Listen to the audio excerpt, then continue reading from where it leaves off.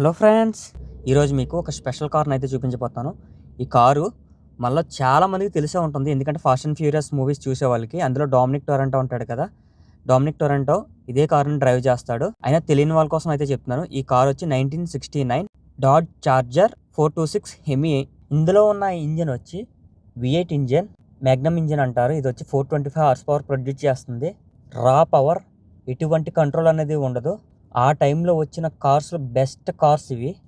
ఆ టైంలో ఉన్న కార్లకి ఎటువంటి కంట్రోల్ యూనిట్స్ అనేవి ఉండేవి కాదు. అది రా పవర్ ఇంజన్ నుంచి డైరెక్ట్ ప్రొడ్యూస్ అయిపోయేది. అందుకే అవి బెస్ట్ కార్స్ ఎవర్ మేడ్.